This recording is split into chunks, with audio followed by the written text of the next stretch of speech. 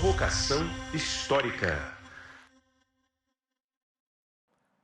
Olá, olá, olê, olê, olê, olá.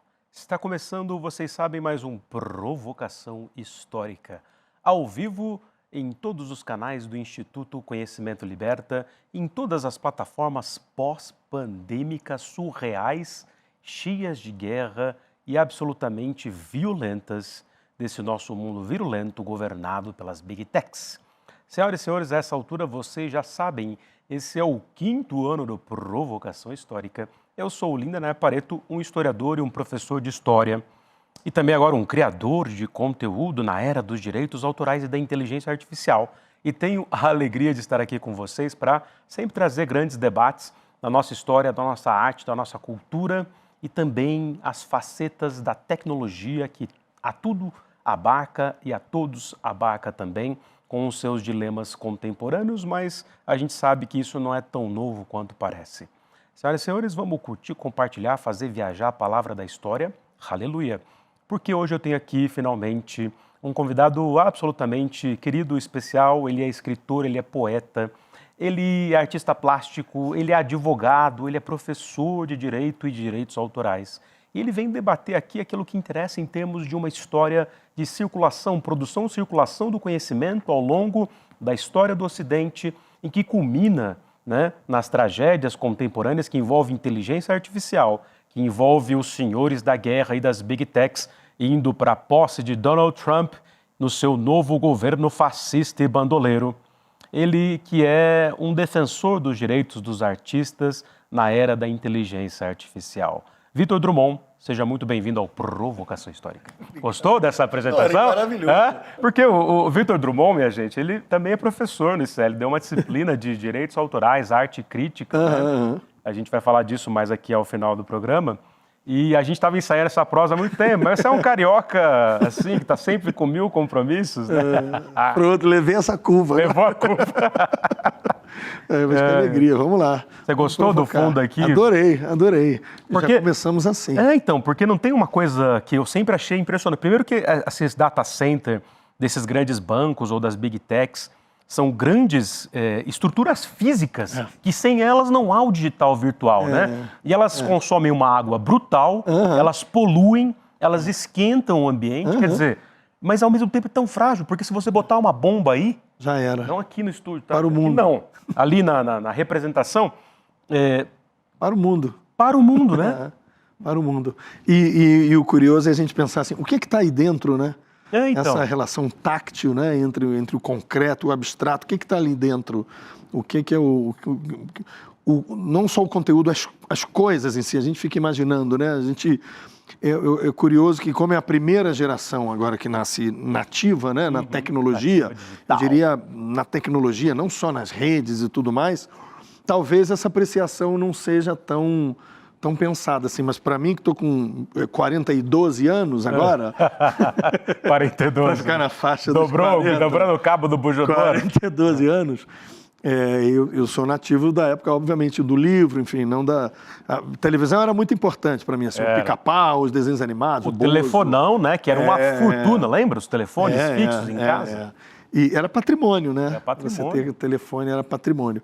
Então, assim, na minha cabeça, eu sempre gosto de pensar nessa questão abstrata do digital, mas em que momento em que a gente passa a ter os objetos somente na digitalização, na abstração, em algo que não é palpável, que não é táctil e tal, porque talvez isso comece com LP, com a fita, mas mesmo assim, você tem uma relação táctil com a fita cassete, né? O LP, você quantas vezes a gente não gravou em cima da fita, abria, fechava, punha ali. Então você não tocava na música, você não tactilmente, mas você tocava num objeto que tinha uma percepção de que dele se extraía aquilo ali. Então era um intermediário, digamos assim, em que a tecnologia estava ali presente, mas existia um fetiche do objeto, digamos assim, né? Então, quando vem o CD, o pessoal fica chateadíssimo que não tem mais capa de LP. E eu sou da geração do CD. Você Nos já é do anos CD. 90, quando eu virei Eu sou do roqueirinho, LP, era um roqueirinho meio gótico suave. Angra, lembra do Angra? Claro. Né? So carry on. Aí eu lá cabeludinho e tal. E colecionava CD, Legião Urbana, Angra, depois os rock and roll mais pesado, né? Os Metallica. Mas ia lá comprar CD, já não tinha o hábito do LP. Meus filhos, por exemplo, 17, 13, vintage para eles é CD. Se bem que o mais velho agora está na onda do metal, está comprando o LP. Quer dizer, houve uma revalorização disso. E é uma esperança que eu mantenho. Assim, meio que trazendo esse grande elemento para nós. Essa digitalização, transformando os objetos em nada, né? O fetiche fica muito abstrato também, um telefone e tal. O fetiche do né? fetiche, Ele fica muito abstrato. Porque os desenhos dos apps que representam um negócio que já não existe mais. Outro dia eu vi uma coisa muito engraçada, alguém foi e falou assim, olha só, quando eles escrevem música, eles usam hashtag, né, que é o sustenido na escala musical. Pô, não é que é o hashtag que vem, né? Arroba significava você falar em peso, do gado, né? Quer dizer, no meio rural ainda, mas virou uma outra coisa, né? Então, essa supremacia do digital apagando um passado analógico. Até se a gente pensar na marca da Apple, para mim, que nasceu nos anos 70, nasci em 72, a marca Apple era a gravadora dos Beatles. Não era a Apple que vai surgir acho que na década de 80, acho que 80, 81, Jobs, sei lá, lá, com né? Jobs e tal. Então, assim, era muito sedimentado isso. Então, mas por que eu falo dessa questão de talvez ter menos abstração? Porque eu acho que, inclusive, furando um pouco fila no temário, eu acho que a inteligência artificial também nos traz tudo isso que vai terminar até hoje na inteligência artificial, nos traz o pensamento do que deve ser recuperado como produção cultural e artística e que ainda tem chance de sobreviver, e que é o táctil. É o presencial, é o táctil, é o físico, é o concreto. Então, as artes plásticas e não somente as artes digitais, né? É o palco com o teatro e não somente o audiovisual, é a música ao vivo e não somente a música... A entrevista presencial. A entrevista presencial. Então, eu acho que a gente tem uma esperança, que é uma esperança de que essas coisas sejam revalorizadas ou não percam o seu valor, assim como digamos assim, o manufatureiro, né? Ou a manufatura e tudo mais. Então, o objeto, ele te dá a hipótese da manufatura, ele te dá também nesse universo de coisas mais concretas, eu acho que a gente pode enxergar a sobrevivência da arte, que não seja meramente digital, assim. Impressionante, ó. Esse Enfim. é Vitor Drummond, professor, advogado, especialista em direitos autorais, construiu essa trajetória depois de um tempo trabalhando com produção cultural. E tem aqui, inclusive, vou pedir para a Voz de Minha Alma colocar aqui na tela, tem a sua, digamos, como é que a gente pode chamar?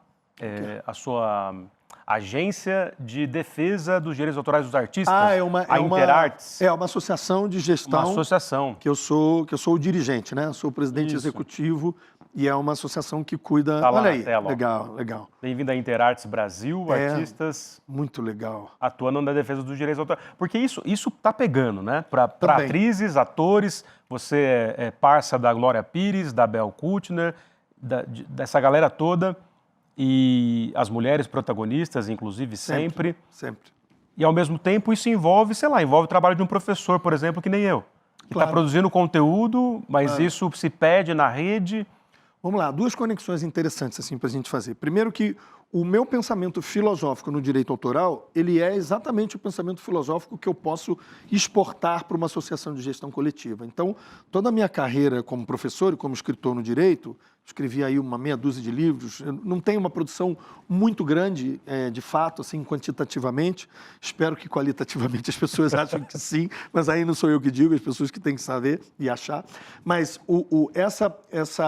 tudo que eu fui escrevendo e ao longo do caminho, na verdade, decorreu da apreciação do criador, do artista. Porque eu fiz a faculdade de Direito um pouco para agradar ali a família, meu pai e tal, e não queria ser advogado porque achava a área do escritório muito chata. Assim. Então eu não quis. Aí eu fui ser produtor de show, trabalhei igual peão aí, seguindo os artistas cafonas piano, aí né? pelo Brasil e tal. Mas foi uma experiência muito boa. Depois que eu fui estudar academicamente, fui para Lisboa e tal.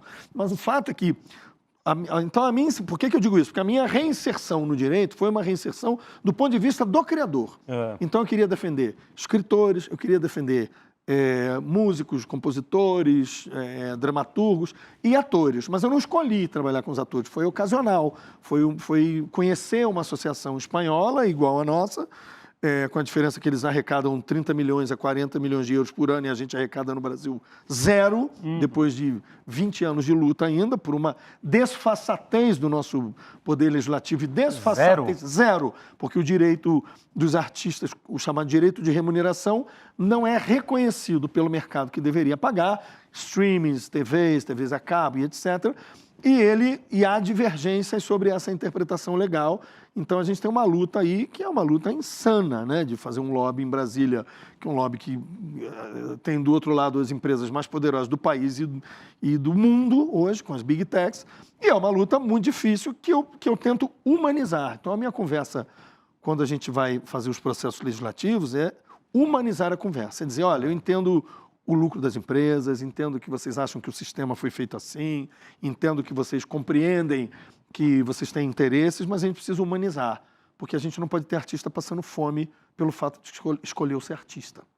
Esse é o ponto. Então, quando a gente teve na pandemia aquele processo em que as pessoas não recebiam nem as bolsas, né, de R$600, a gente tinha um dinheiro guardado que a gente disponibilizou para as pessoas. Só que a gente pode atender 90 artistas.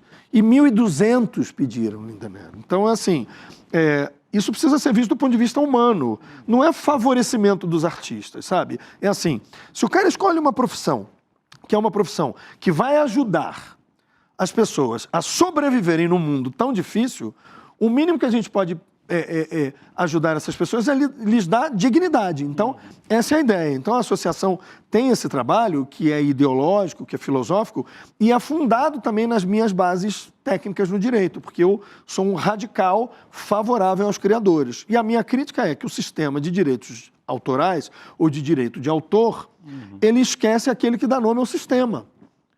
Porque as pessoas não vivem de direito de autor. Se você pega um escritor, ele vende livros, pouquíssimos vão viver de vender livros. Sim. A maior até best-seller. Até best-sellers. Eu para o Gessé, por exemplo. Exatamente. Você vive dos seus... Ele falou, cara, não dá. Vive de outras condições. Assim, o livro é um trampolim para ele dar palestras, para ele dar aulas, para ele ser contratado, mas se ele for um professor, no caso dele e de outros, como eu também sou, apesar de estar agora em licença sabática, que é uma forma, chique para dizer que foi demitido. Que fase, a faculdade acabou e demitiu todo mundo. Então não é uma exclusividade minha. Né? Ponham-se na rua. Exatamente. Estrutural, né? Exatamente.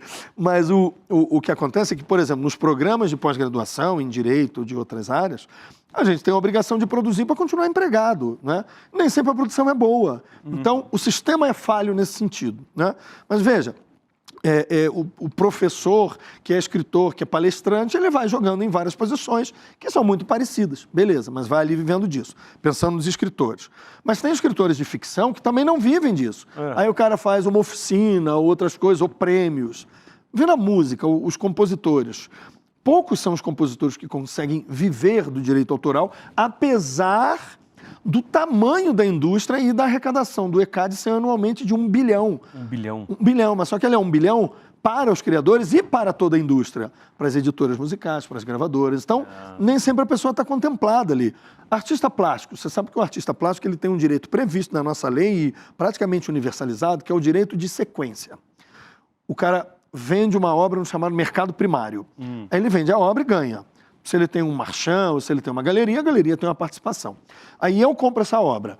Depois, se eu quiser vender essa obra, eu posso vender porque o objeto é meu, eu não posso fazer cópias dela, né? Mas o objeto é meu. E, ao vender por uma segunda vez, deve-se pagar o direito de sequência, que é um percentual sobre a mais-valia, sobre o valor a mais da obra. O artista volta a receber um pedacinho. Deveria, está na lei.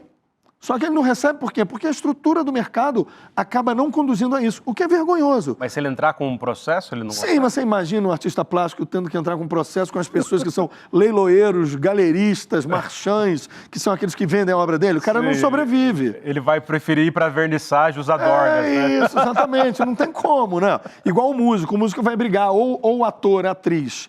eles ganham do chamado direito conexo, que é um péssimo nome, depois a gente critica, mas pela reexibição da obra em todas as circunstâncias, no mundo todo, como é no sistema na música? Não. Então você pega, atores não vivem dos direitos que são direitos autorais, artistas plásticos não, escritores não, nenhum deles vive disso exclusivamente. Tá bom, estou universalizando, não é nenhum deles. Parte significativa, ou quase ninguém, ou a maioria absoluta, são exceções os artistas que vivem do sistema que se chama direito de autor. Então, alguma coisa precisa ser repensada nesse sistema para que as pessoas possam viver dele, ou pelo menos ter uma dignidade decorrente disso.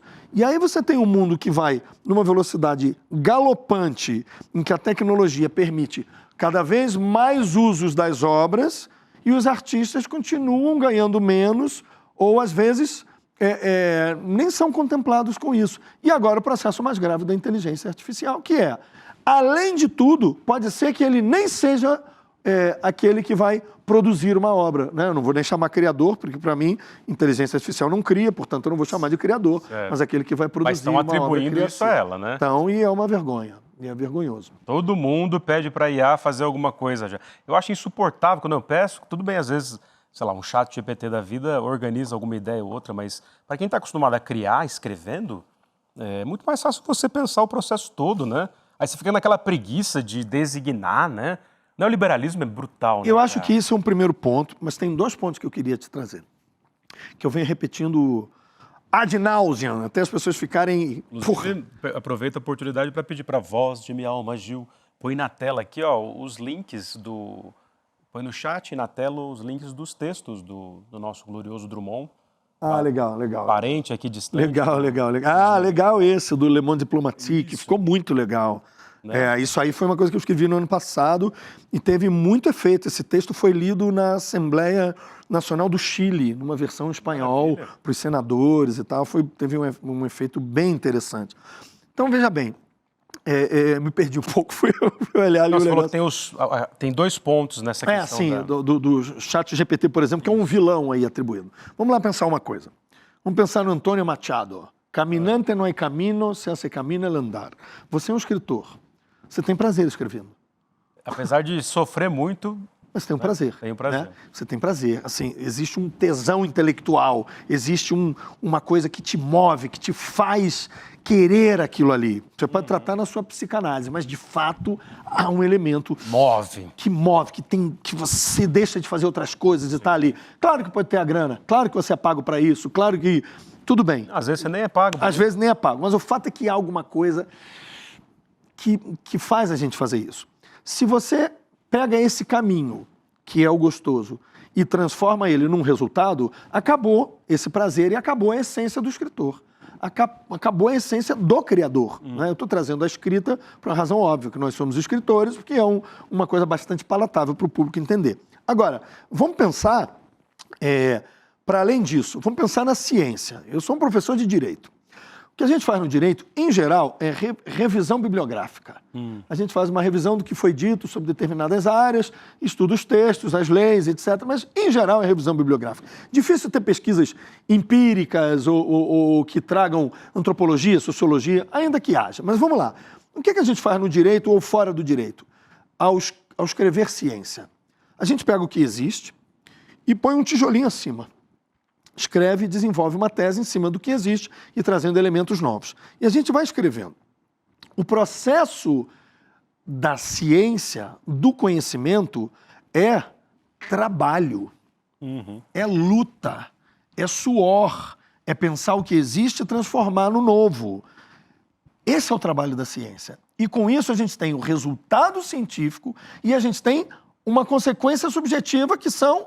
essas pessoas, o sujeito, o cientista. Então você só tem um bom cientista, um bom pesquisador, uma pessoa que trabalha o conhecimento para trazer um conhecimento melhor, se ele tiver a oportunidade de fazer isso, de pesquisar, de trabalhar, de suar, de se incomodar.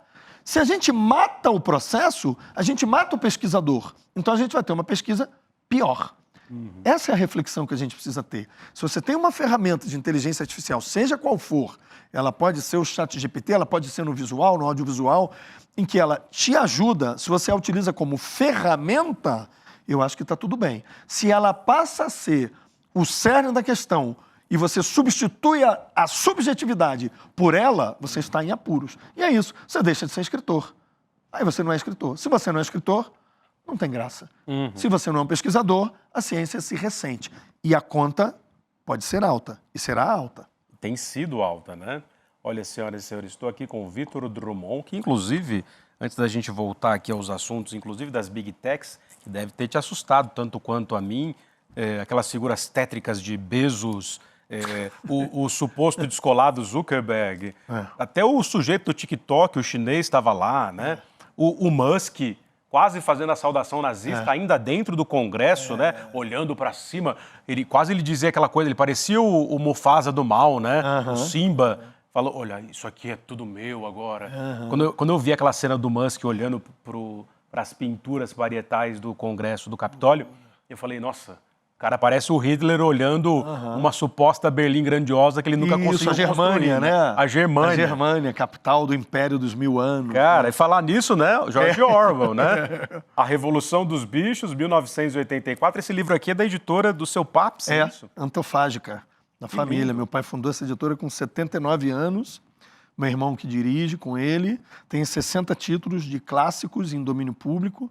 É um sucesso absoluto, uma coqueluche. As pessoas colecionam os livros da editora, porque todos têm tradução nova, prefácio, pós-fácio. Aqui, por exemplo, tem a apresentação do Chico Sá, que é aqui da casa, que é um tem maravilhoso. pós-fácio do Daniel Araão Reis Filho. É, uma galera Tô tentando forte, abrir cara. aqui, ó, Cacilda. Levei uma surra aqui do livro. Tem ilustrações Ó, maravilhosas. Tô abrindo agora aqui, hein? Quem sabe faz ao vivo, lembra dessa? Olha que bonito. Aí, ó. Revolução dos Bichos, Antofágica. Depois eu te trago mais. E olha, As ilustrações são incríveis. Aí tem esse lance de um cartãozinho, porque é uma cidade fictícia, antofágica. olha que beleza. É gente. muito legal. Essa coisa do objeto de novo, né? É isso. Então, assim, Olha só. você vê que o que a gente está falando está aqui no DNA do De seu cheirinho, amigo, né? É. Eu adoro ler no Kindle ou no Kobo, qualquer reader, mas assim à noite, com a luzinha baixa, só para pegar no sono. Eu não consegui o Kindle, Mas tá? nada substitui isso aqui, né, cara? Olha. Eu não cheiro. consegui, cara. Eu não consegui. Não consegui. É muito bom, né? É um tesão. vamos Pós-fácil falar a Daniel verdade. Araão Reis Filho. É, Não, tesão. maravilhoso. E sem tesão não há Não há vida. solução. Solução nem Lembra vida. do Eu lembro. Quem é que anar- falava isso? Roberto Freire, Roberto Freire, sem tesão que é na pai solução. do violeiro Paulo Freire, o violeiro do sertão. Ah, é o pai dele? É o pai dele. Olha. Que era um anarquista inveterado, lembra? O Somaterapia. É. Que legal, cara. Maravilha. E, então, Mas é lindo, cara. É um orgulho pra e gente. mais, tem um livro aqui também, Isso foi de Textos sem poesia. pé nem cabeça, Vitor Drummond. Ó, Eu fiz na pandemia para sobreviver. maravilha. Para sobreviver. Tem ilustrações do Cláudio Dantas, que é um grande amigo. E, enfim, é isso. Eu gosto muito desse lance da gente tentar trazer inter-relação entre as expressões artísticas. Então, agora na Interarte, por exemplo, a gente está trabalhando com projetos que são projetos que a gente possa fazer essa inter-relação, trazer a turma das artes plásticas, como eu tenho circulado muito nesse meio, trazer a turma das artes plásticas junto dos atores, junto da turma dos atores de palco, né, das artes cênicas ou do cinema. A gente tem tentado trabalhar também isso, além dos escritores e tudo mais. Então, a ideia é um pouco a gente fomentar o entendimento da cultura cada vez mais por esse viés, viés da arte, né, concreta, do objeto. E eu acho que, no caso dos atores e atrizes, é a presença deles, né? Sim. Mas, assim, qual é a dificuldade que a gente tem? Nos últimos anos, assim, o ataque à figura do ator e da atriz foi muito violento. Então, existe uma descredibilização. E foi sintomático a ministra, o secretário especial de Cultura, que o Bolsonaro tinha rebaixado o Ministério da Cultura, ser a Regina Duarte, né? Pois é. Quer dizer, foi inacreditável. Foi um projeto dele de tentar colocar ali uma justificativa para ter uma artista. Depois ele botou o Mário Frias. Então ele teve essa ideia, assim, eu acho que de fazer assim. Vamos dizer que isso não é verdade, que eu não estou rebaixando os artistas, até porque meus secretários são atores. São atores. Então, acho que tinha esse ideário. Assim, imagino que ele deva ter pensado isso, né? Nessa grandiosidade pensada de uma coisa que não aconteceu, né? Um Reich de 1000 anos que também não aconteceu. Né? Aliás, né? ele colocou um cara que era do teatro, inclusive, o Roberto disso? Alvim, que fez uma emulação do discurso do Goebbels. A arte será nacional ou não será nada, brasileira ou não será nada. Você lembra, cara? Eu recebi à noite. Você sabe que na ocasião... O rosto tremendo, o rosto fascista tremendo. Cara. E você talvez lembre, eu recebi à noite, assim, saí para jantar com os amigos, recebi o vídeo, eu fiquei estupefato, porque ninguém me passou as referências. Naquela ocasião, eu estava estudando muito nazismo e o nacionalsocialismo e a Segunda Guerra, porque eu estava querendo escrever um texto, e esse texto tinha um pouco a ver com a aceitação das ideias do nacionalsocialismo, que se você disfarça elas de bondade, etc., todo mundo as aceita. Sim. Né? As questões éticas disfarçadas. Então, você imaginar que o Hitler, por exemplo, era um cara que, na ocasião do nazismo, o direito dos animais era muito importante. Então, ninguém vai tomar isso como um elemento como são negativo. Né? Como são... Comparava os judeus com ratos, mas eram bonzinhos com os animais. Exato. Então, assim, toda essa circunstância assim, era algo que eu estudava muito. E agora, por exemplo, acho que ontem, como ontem foi... ou esses dias, já que a gente está ao vivo, né, Semana passada. A questão da libertação de Auschwitz. Da libertação de Auschwitz. O Putin foi dizer e parece que já houve uma divulgação de novos documentos. Então, você é historiador, talvez tenha essa informação.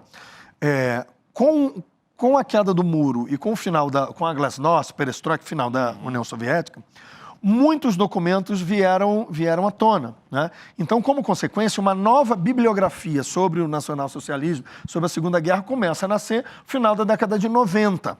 E vai, claro, em 2000, 2010. Então, a gente tem coisas escritas há pouco tempo que são, em algum sentido, novidades do ponto de vista da pesquisa científica, porque decorrem desses novos documentos. Então, se de fato há documentos relevantes agora publicados em novos arquivos, a gente terá um reavivamento de uma nova bibliografia sobre a Segunda Guerra Mundial. Então, naquele momento, uns anos atrás, só para fechar, para não parecer papo de doido, eu estava estudando muito isso. Mas papo de doido é maravilhoso, eu também com a ideia de fazer um texto de teatro que fosse um texto que falasse, que fosse uma pegadinha para o público sobre os conceitos que eles usavam no nazismo, sobretudo goebbelianos, né, da coisa da publicidade, da propaganda, né? Então eu estava estudando aquilo na ponta dos cascos e quando chega o vídeo para mim, assim, imediatamente eu divulguei e falei, olha, isso é a estética nazista da Germânia, Albert Speer, que foi ministro dele. E foi o arquiteto pessoal dele, né? Exato. Então o Goebbels e toda essa turma estava ali muito na cara. É uma loucura que as pessoas não tenham percebido. Quer dizer, até entendo. O Bolsonaro deu autonomia para ele, o cara foi lá e fez, durou uma noite, né? Mas foi uma coisa escandalosa, assim. E só não teve mais reverberação porque a gente estava na dualidade ali muito efervescente, direita e esquerda, e se a gente tivesse num momento com menos dualidade, haveria mais escândalo, inclusive da turma da direita mais liberal e menos caótica, extremista e tudo mais, né? Enfim, mas só falando um pouco sobre os líderes messiânicos, né, digitais, assim, Elon Musk e essa turma. Né, que fez a saudação para mim para mim é na cara dura, assim. Tudo bem, ele tem o direito de defesa dele, mas para mim é claro que há, né? Há uma tentativa de um disfarce na explicação mas está ali no DNA dele, né? Um cara que viveu a juventude ali perto do apartheid, enfim, essa coisa toda. Né? A fortuna da família vem do... eu não tenho certeza se é exatamente isso, mas há essa ideia, assim, bem Nenhum estruturada. desses caras nasceram do nada. Né? Mas assim... É uma lenda essa história que esses bilionários são self-made, né? Se você testar ali, você vai ver que não. Né? Então, assim... A garagem, sempre tinha um papis bancando alguma coisa. Não é isso. O cara pode não ser um bilionário, mas, assim, o cara está estudando um pé Stanford, enfim, Princeton, Harvard, então não é Harvard, então não é por acaso, né? Assim, mas, enfim, eu vejo, assim, uma coisa muito óbvia. Sobretudo o Elon Musk, que é messiânico, tem um interesse óbvio de combate à China, aí, da inteligência artificial, essa da China, que eu ainda não decorei o nome e tal, que vem... Que fez despencar as ações agora, das trilhões. Big Techs Quer do dizer, Ocidente. no final, a gente não está humanizando o discurso, a gente está provocando um reavivamento daquela caricatura do Chaplin, né, do filme, como é o... Aquele Tempos modernos. Dos tempos modernos e tal. No meio das engrenagens. No meio das engrenagens, num novo modelo. Mas ali disso. Nós ali, ó. Isso aqui. Vamos passar de fio em fio. É isso, cara. Então, assim, o que eu acho que é curioso assim, tem muitas coisas, mas assim, hoje a gente não tem a percepção temporal do momento que a gente vive. A gente não pode pensar em futuro pensando em 10 anos, porque 10 anos para hoje é uma loucura, né? 10 anos do que a gente já viveu não serão os 10 anos a partir de 2025 para 2035. Porque a aceleração o tempo vai rodar de uma forma totalmente diferente. Se a gente pensar em inteligência artificial, que em meses tudo se modifica. Então, a concepção de todo esse universo e do que a gente deseja, a gente não tem tempo de respirar para tomar as melhores opções. A gente precisa entender que a gente tem que fazer detox das redes sociais, reavivar as relações humanas concretas. Mas você só faz detox de rede social e de Big Techs se houver uma rebelião dos humanos contra as máquinas. Meio que... como é que é? O Connor lá? Pois é. O Exterminador do Futuro. O Exterminador do Futuro Porque e tantas como outras. Você vai... Não tem como. Se toda a lógica neoliberal do mundo do trabalho te exige de ficar com a cara nessa bagaça aqui o tempo todo. Existe coisa mais cruel do que essa rolagem automática? Nossa, é brutal. Você já viu Foco Roubado? Já leu esse livro? Foco Roubado. Pega esse livro que lá tem umas entrevistas com o cara que inventou, acho que no Facebook, acho que, não tenho certeza, mas acho que o primeiro foi o Facebook, que tratou dessa coisa do rolagem sem fim, que a pessoa não sai. É ilimitada. A do TikTok, então, explode na sua cara. Explode, é uma loucura, né? O pessoal fala que é algoritmo que você procura, mas não mexo no TikTok. Mas explode um corpo, uma bunda... uma coisa inacreditável. Sei lá, um discurso fascista, qualquer coisa, né? Lindener, pensa o seguinte, se uma empresa contrata neurocientistas com o objetivo de viciar o seu público para o que ela está promovendo e para os fins econômicos dela, nós temos um problema ético bastante grave. Porque ela está trabalhando do ponto de vista no que há de mais sofisticado em ciência para pensar nos neurotransmissores, na dopamina, na serotonina, em tudo que pode dar prazer para a pessoa, viciando as pessoas. Então, se nessas empresas há, que nós sabemos, neurocientistas estudando como viciar as pessoas, nós temos o problema ético de maior gravidade da humanidade hoje. Faz a percepção do jogo do tigrinho ser uma bobagem, que é uma loucura. As pessoas estão adoentadas. Você deve estar acompanhando isso. O problema é que a economia está travada e aqueles que têm menos condição estão botando todo o dinheiro no jogo do tigrinho, ou variações, bets e tal, com a chance, com a oportunidade de ser alguém na vida. Alguém ficcional, porque não existe esse alguém. Sim. Né? É um sonho... É um sonho irrealizável, né? Então... É um pesadelo, na verdade. Um pesadelo. Então, as pessoas estão adoecendo, estão indo ao CAPS. Estão indo ao CAPS. E pessoas que não têm condição, adoecidas. Então, eu tenho conversado com pessoas que trabalham com isso e... Tem até laboratório uma coisa inacreditável. Vício tecnológico, né? Inacreditável. As pessoas já estão viciadas, e o dinheiro fica circulando, deixando de circular, fica na mão de grandes grupos econômicos e políticos que têm algum interesse nisso, e o dinheiro vai embora. E aparece escândalo com Deolane, com, como é o outro, Gustavo Lima. Então, essas pessoas... Eu, assim... com absoluto respeito à diversidade. Eu desprezo, assim, com todo o meu desprezo, uma pessoa que tem um trabalho cujo objetivo é viciar alguém e alguém não poder sair de uma armadilha e perder a sua dignidade, etc. Então, todos esses influenciadores que fazem isso têm, não que mude nada na vida deles, mas têm o meu absoluto desprezo. E o capitalismo, por conseguinte, né? Porque ele rompe com essa ideia de virtude e equilíbrio desde o fim da Idade Média, na Renascença, para uma coisa de exagero, de vício e de expansão ilimitada, até dos recursos naturais, supostamente, Claro. que leva a um vício constante em tudo, né?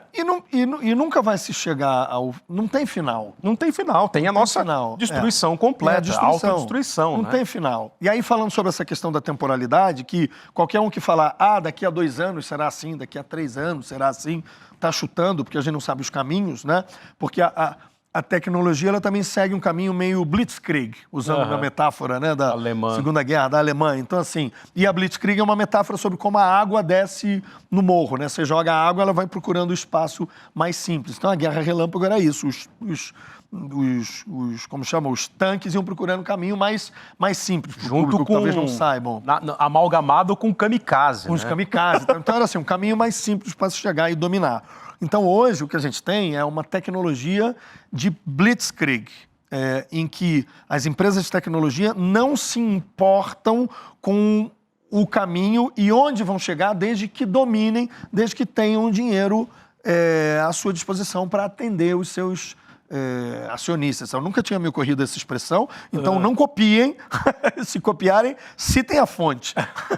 Vitor Drummond. Tecnologia da Blitzkrieg. Olha aí, ó, vou copiar citando a fonte. Citando aqui. a fonte, Diz o meu glorioso amigo Vitor Drummond. Aí sim. Tecnologia Blitzkrieg. Da Blitzkrieg, exatamente. Por isso que o Zucker, então, com o seu cabelinho supostamente descolado, vai lá e faz aquele vídeo medonho, antes do Trump assumir, dizendo que não ia mais regular a Meta, né, que domina o Zap, domina o Instagram e também o Facebook. Quer dizer, boa parte do nosso cotidiano está na mão do Zuckerberg.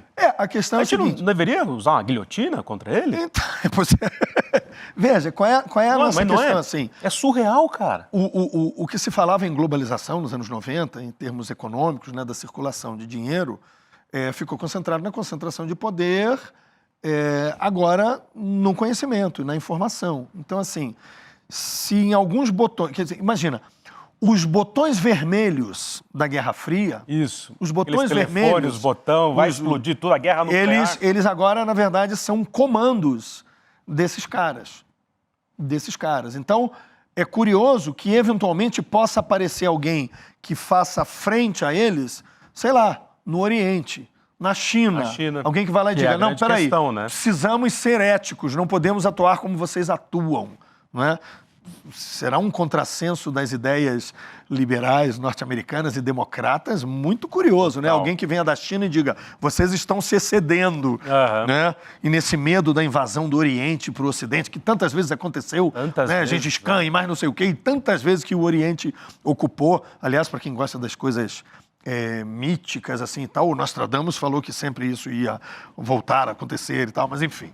Mas e essa história do domínio ocidental sobre o planeta ou a humanidade é muito recente, né? A gente pode dizer, efetivamente, que o domínio ocidental sobre todo o planeta, sobre toda a humanidade, se efetiva só no século XIX. Claro, a gente pode falar com a Inglaterra. Tem 200 anos no máximo, e já está em declínio. Já está em declínio.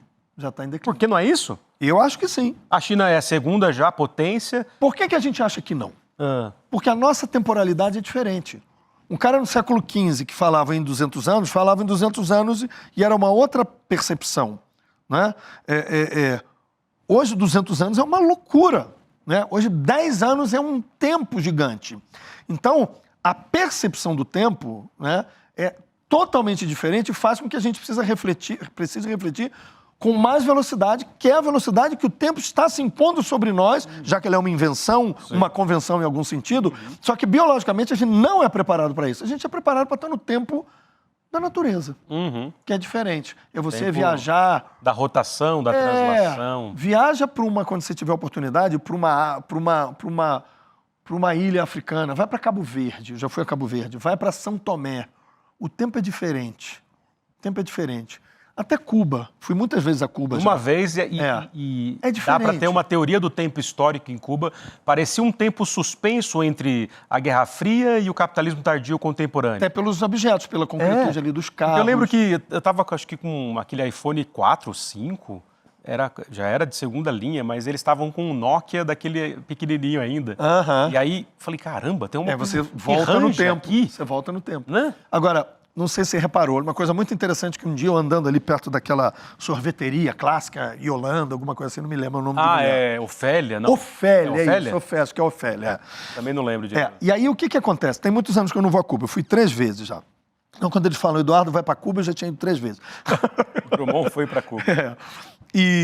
Mas acho que na 3ª vez, eu fiquei pensando por que eu tinha a sensação do tempo ser diferente lá e eu ter menos ansiedade, de fato. Não era por causa da movimentação da cidade, ainda que sim, ela não pareça uma capital de um país, né? Assim, né? Como em São Tomé não parece, como Praia em Cabo Verde não parece, como muitos países você não sente que você está numa capital de um país. Sim. São Tomé, o edifício mais alto tem 4 andares, é um edifício da ONU. Né? Então, mas são lugares assim no tempo perdidos e diferentes do que a gente pensa. Assim. Mas vamos lá. Por que eu tive a sensação do tempo ser diferente? Pela falta de opressão também de uma velocidade visual. E eu vou te dizer. Você anda em Cuba e não tem placas outdoor, neon e propagandas a todo tempo acelerando a sua percepção visual e a sua poluição do que você recebe. Sim. Não tem Times Square, né? Então, você não tem nada parecido com isso. Então, é como se esses lugares ali não existissem, eles estão no boca a boca, e você vai caminhando, você pega um transporte e você não é comandado por essas impressões. Claro, há outdoor falando da Revolução, não sei quantos anos da Revolução e tudo mais, mas isso é um recorte histórico de outra natureza. Então, em São Tomé eu senti isso, em Cabo Verde eu senti isso, em Cuba, nos países em que você não tem isso que a gente chama a civilização, né? Com o neon, né? A civilização do neon, E do da abstrato, né? Você, mais uma expressão, né? A civilização do neon. Você não tem essa opressão visual, então o tempo é diferente. Você não fica ansioso. A pessoa sai de São Paulo, ou no Rio, onde eu moro, ou em outra cidade, ou uma cidade... Você pode ser jogado numa cidade na China, em Pequim, Beijing, na Alemanha, Cidade do México, qualquer lugar que você vá, você é tomado por uma ansiedade enorme pela velocidade, pelo tráfego e pelas informações visuais. E o que são essas informações visuais? O que eles estão mostrando para você? Querem te vender coisas. E o que é vender tudo o tempo todo, senão o capitalismo na sua máxima essência? Sim. Então, o capitalismo, nessa concretude, ele acelera o nosso tempo e depois toma ele de nós. Porque a gente não tem tempo para nada. Exato. Na rede social, a gente não tem tempo para nada. A gente não tem tempo para ficar na fila do banco. Então, olha que contrassenso, que paradoxo. A inteligência artificial... Ela vem e nos machuca agora com o processo de tomar o espaço da criação, mas quando é para a gente pedir um carro por aplicativo, a gente acha bom. Quando é para não ter fila no banco, a gente acha bom. Quando é para a gente ganhar tempo, a gente acha bom. Aí o que acontece? A gente não fica na fila do banco. A gente não fica esperando o táxi. A gente não fica fazendo um monte de coisa e esse tempo sobra. E o que a gente faz com esse tempo que sobra? Vai para a rede social. Então, a tecnologia nos dá o tempo e nos toma imediatamente esse tempo. Na verdade, talvez fosse melhor a gente estar na fila do banco, conversando com um velhinho que vai ali pegar um dinheiro e etc. Então a gente deixa de ter... Não com o tio Paulo, né? Hein? Assina, tio Paulo. Não com o tio Paulo, não com o tio Paulo. Por favor, né? Mas esse é o lance. Até ali não teve conversa. Que fase. Então, eu acho que tem isso. A tecnologia te dá, mas ela te toma e te pede com muito mais rigor, né, e fome. E aí, só para fechar um pouco essa ideia da temporalidade, tem uma coisa até que está nesse livrinho aqui, que é o Ator e o Não Direito. Mostra esse aqui, como é que é a nossa... Aqui, ó. Mostra esse aqui para a turma conhecer. Fecha aqui no Victor Drummond, aqui, olha, eu vou fazer o jabá do livro. Ó. É a 3, né? Isso, olha lá. Vou botar aqui para não ficar a minha cara. Olha lá. São obrigados a ver a minha cara. Nesse livrinho aqui eu falo um pouco sobre a minha crítica ao não direito que é atribuído ao autor, porque no século XVIII, quando na França revolucionária começam as leis de direitos autorais, né, de propriedade artística e propriedade literária, os atores não são contemplados com o direito porque eles estavam no palco. Então, os escritores são contemplados, os dramaturgos, que eram os intelectuais que estavam ali. Claro, o cara diz, bom, se eu estou em Paris com a minha peça em cartaz, eu tenho que ganhar. Se a minha peça está em Toulouse, eu quero ganhar também. Se ela está em Lyon, eu quero ganhar. O ator, não podia estar nos 3 palcos. Sim. Então atribuíram um direito só ao escritor, só ao autor, mas ao ator não, como se ele não estivesse criando. Então, nesse momento é que deixa-se de atribuir a criação ao ator. No momento palco, no momento em que isso acontece. E aí, em 1791 vem a primeira lei, em 1792 a segunda lei na França, mas a Inglaterra já tinha desde 1710 o Estatuto da Rainha Ana, mas que era um pouquinho diferente, que era direito de fazer cópia, copyright. Copyright. Então, se baseava o direito na possibilidade de se fazer cópia para se chegar a mais pessoas. Aí eu desenvolvi uma tese que é: sempre que você tem um direito no âmbito dos direitos autorais que permite que mais pessoas tenham acesso a uma criação, você está diante de uma possibilidade que é a multiplicação de acesso às obras. Como era a multiplicação de acesso às obras antes de 1450? Muito pouco. Antes da imprensa, muito pouco, porque você tinha os escribas fazendo as cópias. Então, quando o Gutenberg, que era um ourives, né, era um empresário que queria ganhar dinheiro ali na cidade de Mogúncia, que é um nome muito engraçado, né? Mães, é Mogúncia, Portugal. É. Então ele acaba se associando a um cara que é o Johann Fuchs, para ele poder criar algo para ganhar dinheiro, e acaba sendo a imprensa de Gutenberg, né? Que já existia na Coreia, na China, mas não dos tipos móveis. Mas o que acontece com isso? Ele permite que textos literários e partituras possam chegar a mais pessoas. Então, mais pessoas podem tocar música e escutar música. Mais pessoas podem ler e também se entreter, mas também o conhecimento passa a se expandir. Então, isso começa em 1450 até 1500. Os livros que são impressos nesse período chamam-se incunábulos, mas o conhecimento passa a ser difundido. Então, se antes você tinha um exemplar que chegava a pessoas nos mosteiros, você passa a ter mais exemplares que podem chegar a mais pessoas. Essa é a lógica. Só que, do ponto de vista tecnológico, somente no século XIX é que você vai ter novos adventos tecnológicos que permitem que outras formas cheguem a mais pessoas.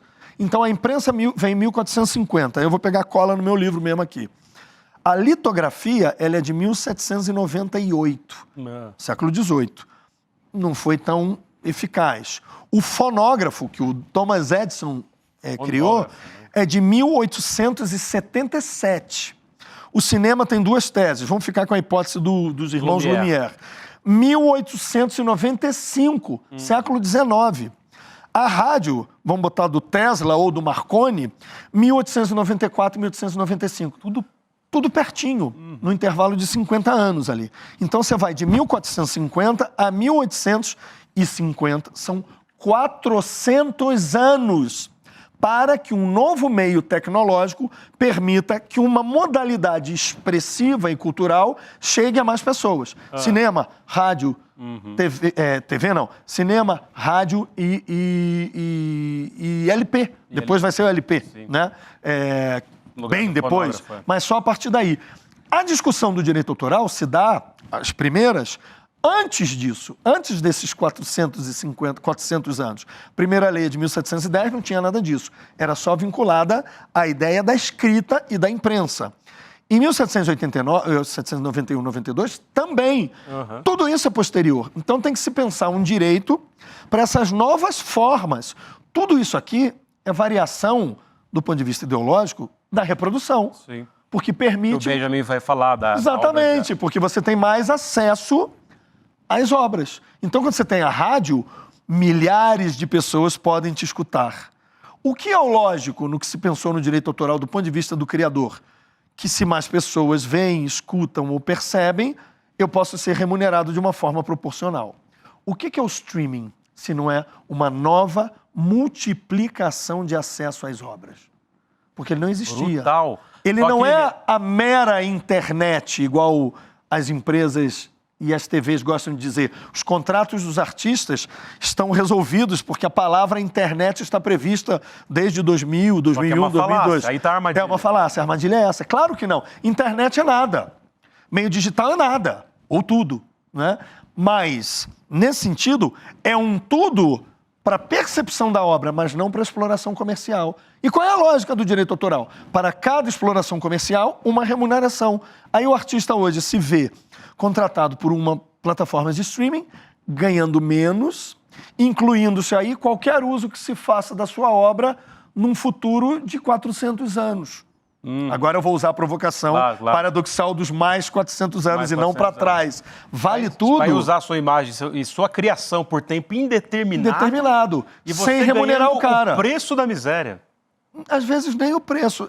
Pois é. Só o preço da miséria, exatamente. Geral é. E o cara... Não, é porque, é claro, é a miséria mesmo. É uma vida indigna. Que, em relação aos atores... E fica a maioria na corda bamba, né? Claro, não. As pessoas acreditam que uma pessoa que está na TV, ela, por ter sucesso, ela tem vinculado o valor econômico ao sucesso. Tenho certeza que se alguém, parte significativa das pessoas pode encontrar você na rua e dizer, você é o cara do ICL, do Provocação Histórica e um monte de outras coisas, tá rico. Exatamente. Tá rico. E, pô, o cara tá fazendo sucesso. Tá fazendo sucesso, tá rico, porque você tá na cara das pessoas. De pagar meus boletos. E as pessoas acham que eu também, se eu aparecer muito, que eu tô rico.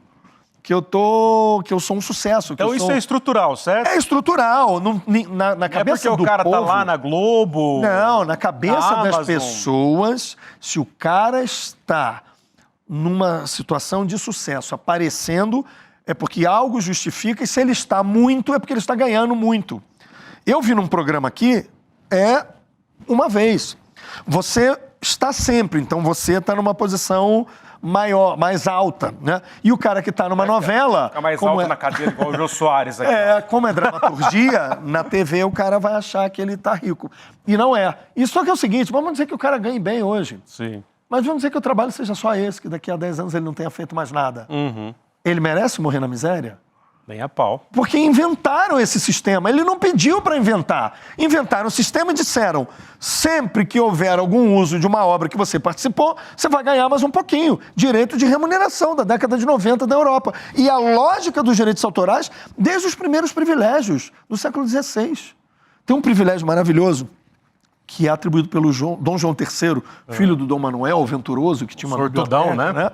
O Dom João III, ele atribuiu um privilégio real ao Baltazar Dias. O Baltazar Dias era um dramaturgo e um poeta da Ilha da Madeira, cego. Então o Dom João falou, como você só tem essa indústria para sobreviver, e é você mesmo o autor dessa indústria, dessas obras, somente você poderá lucrar com a comercialização que você fizer dessas obras. Isso em 1537. É a segunda atribuição de um privilégio real em Portugal a um autor. A primeira foi no ano anterior para um músico da corte, que era o Gonçalo de Baena, mas que era espanhol, era uma outra circunstância. E não foi exatamente um privilégio com esse poder. Então, Dom João, em 1537, ele diz como a gente deveria se comportar. E até hoje a gente está perseguindo o privilégio real do Dom João III, atribuído a Baltazar Dias. Eu tenho uma obra que eu estou fazendo com um pintor... E assim, eu não sou artista plástico, não. Aquilo eu até quero, tá? Mas eu sou um curador de artes plásticas e um colecionador, coisa que eu não imaginava. Eu te vi nas artes plásticas. Não é, Letrux? Eu vou falar então do Baltazar Dias. É que a gente está construindo um quadro, que é um painel na minha casa, e que eu vou ceder também para museus e tal, que todas essas figuras que eu falo, desde o Gutenberg, o Baltazar Dias, etc., todos eles entram numa versão de uma pintura muito conhecida, que eu não vou dizer, porque a gente quer fazer um documentário sobre essa criação artística. Aliás, se o ICL quiser trabalhar conosco nisso, está convidado e a gente pode falar. É um painel gigante em que a gente fala do processo criativo de toda essa idealização para virar uma obra de arte de um museu com todos esses personagens, inclusive o Baltazar Dias. A gente persegue até hoje, no sistema de direitos autorais, que haja o pagamento eficaz aos artistas para que eles não estejam na miséria. Então, em qualquer área e manifestação criativa artística, aquele que dá nome ao sistema, eu vou insistir, é direito de autor ou direitos autorais, o autor é excluído do sistema, e é por isso que às vezes alguns querem me excluir da condição de professor de direitos autorais, porque eu entro para o sistema para falar mal do sistema com muito orgulho, com muita alegria, apesar de tristeza por por vivenciar isso, mas reflexão. esse elemento é um elemento bastante pernicioso e é isso que a gente precisa pensar. Se a gente mata o artista, e com a inteligência artificial a gente também pode matar, a gente deixa de sobreviver com o que é mais importante para parte da população que é criativa, mas também para nós, porque a gente deixa de ter arte, a gente deixa de ter leitura, palco, cheiro de tinta, alma, né? E a gente deixa de viver, porque não se iludam. É com a arte que a gente sobrevive num mundo tão difícil, tão cruel e que a gente não tem controle. Então, não se iludam, que é aí que a gente precisa sobreviver. A gente precisa da arte para a gente estar aqui. A pandemia ensinou, a gente devia ter aprendido. Falei demais. Ela não. Falou, como disse o outro, falou e disse, e a pandemia que prometia, pelo menos nós acreditávamos, né? Nós que amamos a arte, sabemos que a vida não basta, que a arte é necessária, né? Para a vida bastar. Eu acreditei muito. Eu também, que muito, tudo ia muito. mudar. Então, eu fui um iludido. Só acelerou todo o processo, né? Mas enfim, muito obrigado. Falou e disse o nosso glorioso aqui, Victor Drummond. Eu queria, antes de acabar aqui, só reiterar, até para não perder a oportunidade aqui, inclusive de forma metalinguística, conheça os nossos cursos livres e documentários do Instituto Conhecimento Liberta, porque apoiar essa causa é conseguir trazer o Victor Drummond aqui para falar livremente, inclusive sem censura, sobre os direitos autorais. Então, entrem aqui nos links do ICL, conheçam os nossos cursos. O próprio Victor Drummond já ofereceu um curso aqui que está ali bombando na plataforma sobre direitos autorais. Acessem, apoiem a nossa causa. Os links estão aqui para você no chat e na tela. Olha aí, que bonito. Que jovem, hein? Que jovem ali. Jovem, né? E queria acabar aqui e pedir para você, voz de mel, primeiro eu te agradecer, mas quando eu aqui der a palavra final para o nosso glorioso Victor Drummond, deixa rolando aqui após a nossa despedida o trailer do documentário também que a gente fez em Lisboa, ia falar Cuba, que a gente fez em Lisboa. Preciso voltar para Cuba, né? Vamos fazer um doc lá também. Na hora. Mais um. Se me chamar, eu vou. Tu fez esse maravilhoso e a Ju Baroni. Precisamos fazer uns 50 docs. Olha só. Sobre essas temporalidades de Cuba. Olha só, o que você falar para mim, quando você mandar uma mensagem para mim, você manda assim, topa... Aí você pode acabar o seu áudio. Eu vou te responder, topo. Tá. Você não precisa dizer nem o que é. Topa? Topo. Depois você diz. Na hora. Mas eu vou na hora. Eu quero que você veja esse documentário, e vai aparecer o trailer aqui no final, mas sobre o 25 de abril, 50 anos. Ficou muito bonito o documentário. Assistam, divulguem, debatam, escrevam a respeito. Que é essa revolução dos cravos, que tem essa temporalidade poética. Mas, despeça-se do seu grande público, meu querido. Obrigado por ter vindo. Obrigado. Manda um beijo. Eu queria agradecer. Eu adoro falar em programas de TV, em podcast, em rádios. Me convidem aqui no ICL. Eu me sinto realmente em casa. E queria agradecer as pessoas que, eventualmente, veem alguns excessos na minha fala, alguma... Como dizia o Abujanra, ninguém assiste o meu Provocação Histórica. Ninguém ouviu, Vitor.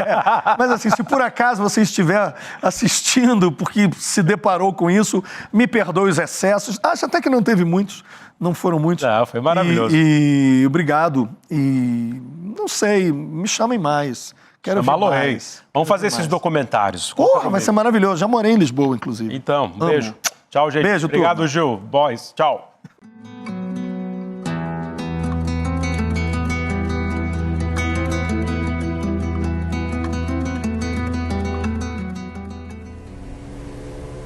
Havia transcorrido 25 minutos desde que o relógio assinalara a 0 hora daquele dia 25. Era o mês de abril do ano de 1974. Leite Vasconcelos, locutor da Rádio Renascença, provavelmente tomado por uma emoção indescritível, possivelmente com as mãos trêmulas, posicionou a agulha da vitrola na faixa do long play e deu início não à execução de uma simples música, mas uma senha que decretava o fim de 48 longos anos de barbárie, truculência e atraso. O povo é quem mais ordena. A canção de autoria de Zeca Afonso foi transmitida de maneira inusitada pelas ondas do rádio, pois havia sido censurada pela ditadura de Salazar. Não se tratava apenas da transmissão de uma música proibida, mas de uma senha que informava que a revolução seria naquele dia e que os militares deveriam mobilizar forças para tomar os pontos estratégicos do país, especialmente em Lisboa. Em novembro, uma pessoa se vestiu de coringa, como personagem do cinema, e explodiu a si próprio na Praça dos Três Poderes em Brasília. Quer dizer, o personagem saiu dos cinemas para se tornar alguém que vive entre nós com as cores da nossa bandeira, pior, que morre entre nós de uma forma violenta. Ele é um cidadão esmagado pelas humilhações diárias, pela privação de direitos, falta de perspectivas. E sem ter mais nada a perder, ele não procura soluções, nem pacíficas, nem não pacíficas, ele escolhe a destruição. Essa é a resposta extrema a um sistema que insiste em ignorar e oprimir demandas mais que justas e necessárias de multidões. Você quer entender o que transforma cidadãos comuns, inocentes em coringas? O que você precisa fazer é se inscrever na aula magna A Vingança dos Humilhados. Eu, Gessé de Souza, vamos falar a respeito disso no dia 13 de fevereiro, uma quinta-feira, às 8 horas da noite. Será uma aula online gratuita sobre as narrativas que a elite planta todos os dias para oprimir os mais pobres. Te esperamos lá.